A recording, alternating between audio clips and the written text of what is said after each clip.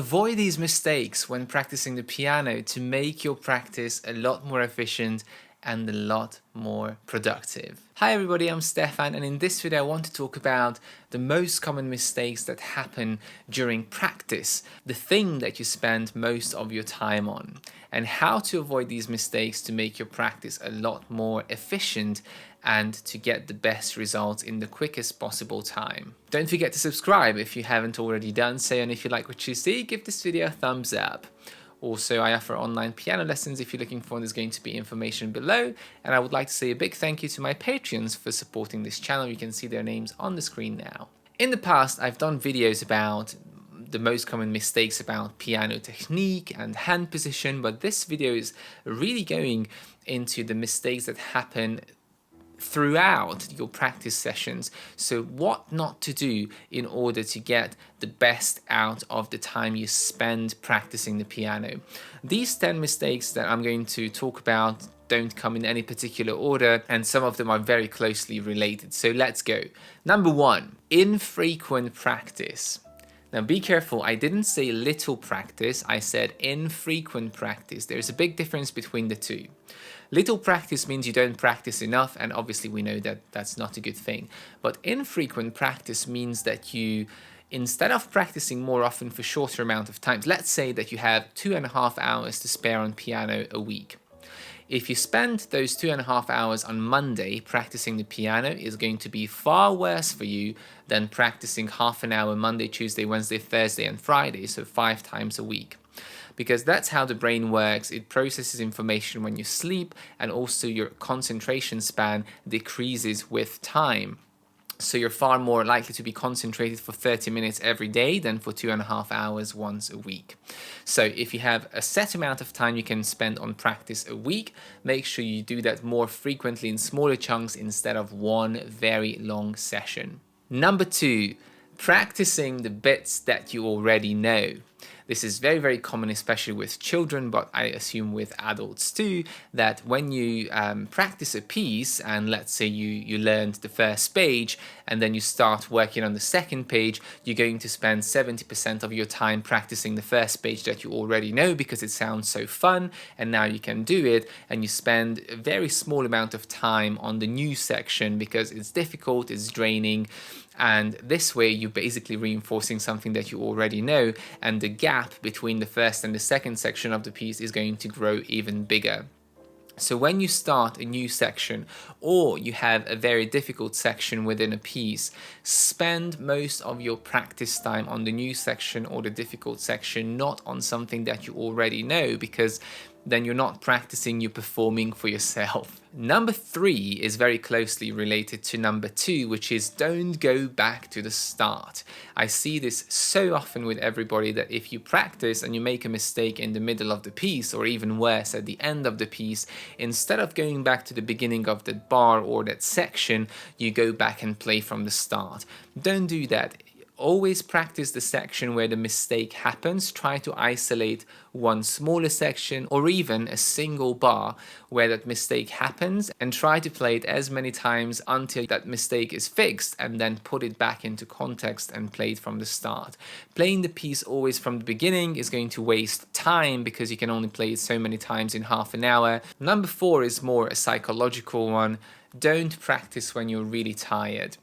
Now, I know sometimes we must practice if we have an exam next day, but in general, try to not practice when you're the most tired, like you spent an entire day working, then you did all the housework, and then you're dying, but you're like, I'm going to practice piano before going to bed. For some people, it might work, but in general, if you're not focused, you're not concentrated, and you're very tired, that practice time is going to be wasted because you simply can't be tuned into what you're doing, and you're just going to repeat things motorically without thinking too much about it.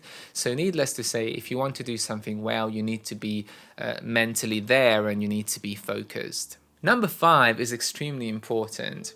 Don't practice always very difficult music, or music that's much harder than your current level. And I can't say this often enough to people, especially adults who feel very inspired by difficult pieces. That's why they want to start playing the piano, but it's too soon to play those pieces. Now, it's always good to have something higher than your level in your repertoire because it keeps you motivated, it gives you a good challenge.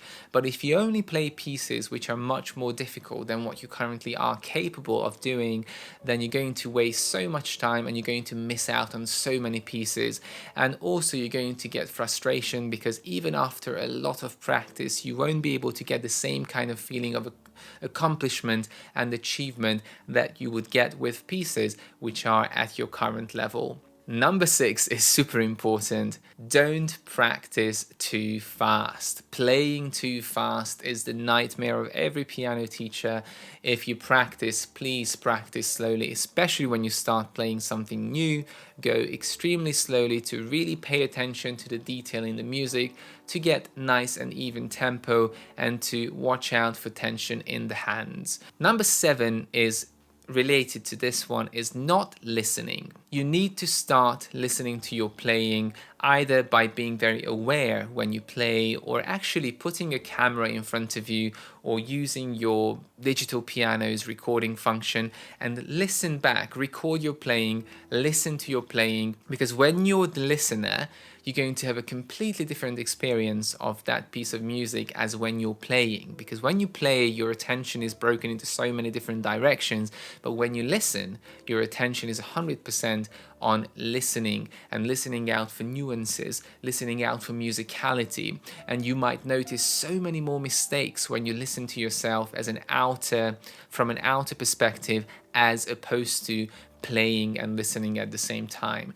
It's the best way to judge yourself, especially if you don't have a teacher or someone around you who can stop you. Number 8 is, again, a very obvious one: ignoring dynamics, ignoring articulation, or ignoring expression. I see this so often, that students learn a piece and they know the notes and they start playing it really fast and they are like, I learned it, I know it really well, but they completely ignore dynamics or expression.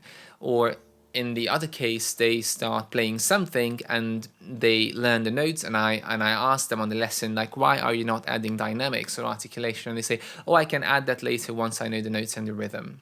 Don't do that. Like, start adding everything right from the start.